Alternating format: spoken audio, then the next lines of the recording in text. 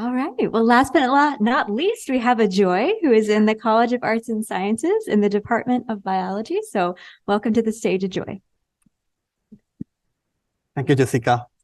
Hi, everyone. It's my immense pleasure to introduce the model organism that I'm working with called Spiny mice, which has an enhanced regeneration capacity.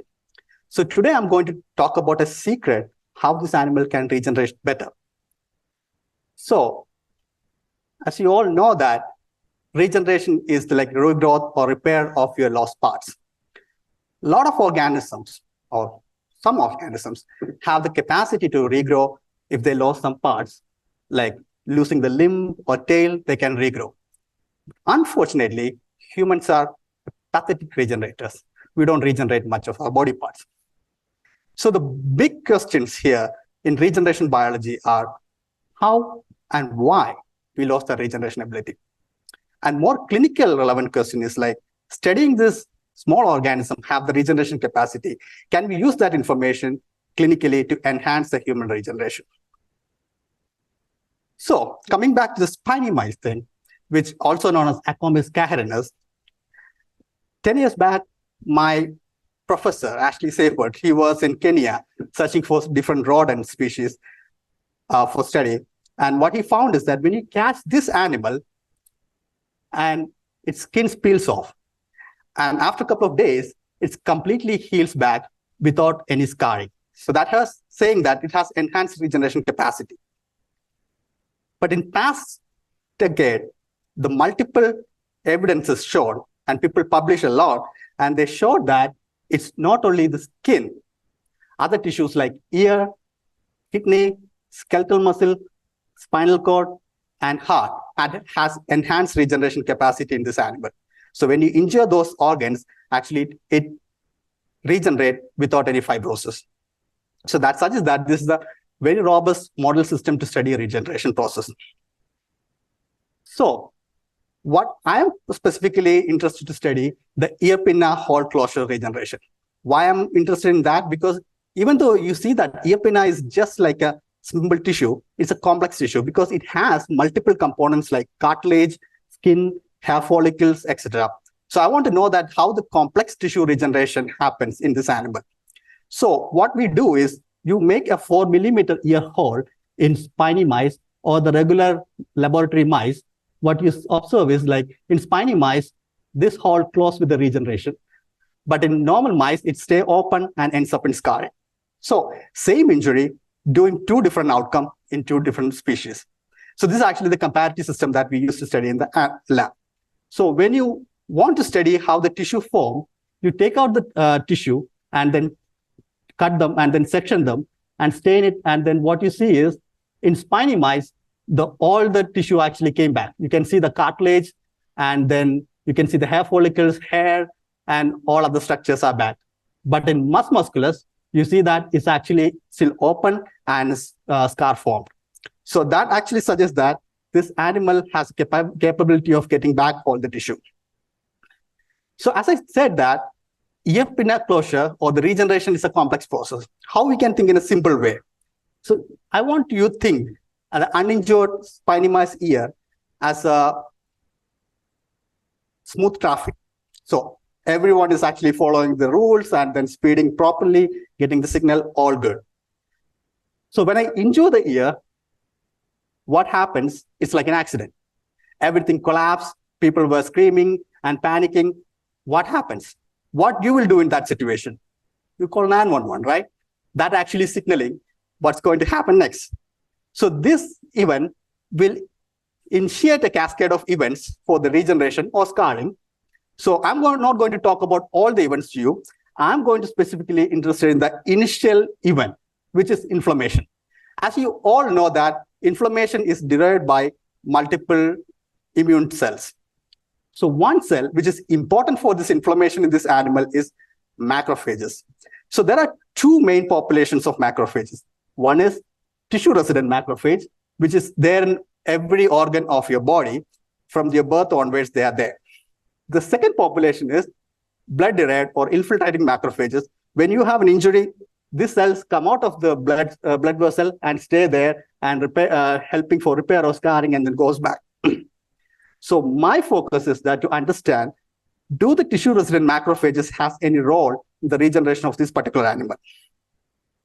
So to study that, first I want to know that whether the ear pinna has any resident macrophages. So I take out the uninjured ear, stain with a specific marker for the macrophages, and you can see that a lot of red cells are there, which is like macrophage. That's saying that tissue macrophages are there. And I want to think that these tissue-resident macrophages as your neighborhood policeman, which is staying there, and then they are like first one to serve. So this didn't say that they are going to help, right? So I want to know that what's the function of this resident macrophage in the regeneration. So if you want to know an importance of someone in the life, you have to either lose them or miss them. So the same strategy I used here, I kill the resident macrophages. So there's a specific poison you can use to kill the macrophage, which is like chlorinated liposome, which only eaten by the macrophages. And then I injected that in the spiny mice before the injury, and then get rid of most of the macrophages, resident macrophages, and then did the injury. They're asking the question that in the absence of the resident macrophages, what will be the outcome? And I checked, make sure that there's significant reduction in the number of resident macrophages before the injury itself.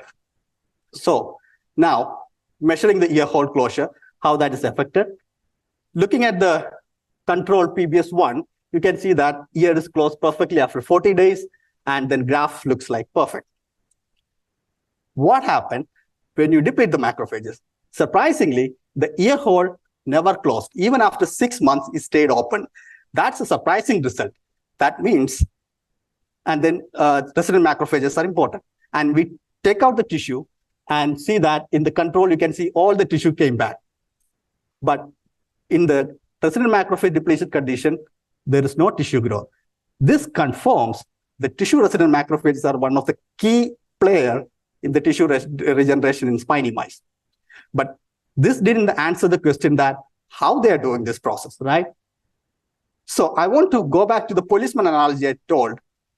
So when you call 911, policemen arrive there. What's the first thing they will do?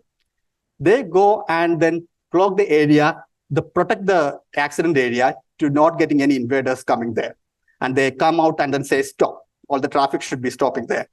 Like that, if you see in the control one where the macrophages are there, the dotted line is the tissue injury area. The resident macrophages are going and clogging the wound area, but which is exactly absent in the depleted condition. There's no macrophages clogging there. That means that that's an open wound. So what the next thing policemen will do? When there's a big problem, they will start putting the barricades there to protect from the outside. So like that, if you see the epithelial cell and the skin, in the presence of resident macrophage, the green cells are actually growing back at the wound edge. That's actually protecting the cells from the pathogens and outside invaders, but which is actually not happening in the resident macrophage depleted condition. So what is next?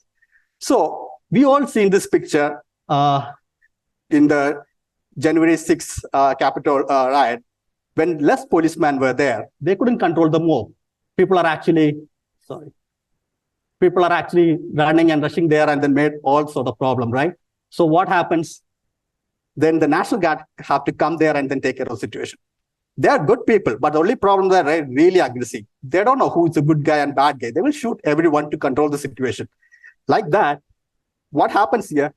Look at the depleted condition, resident macrophage depletion condition. There's a huge influx of infiltrating macrophages are coming there and then taking care.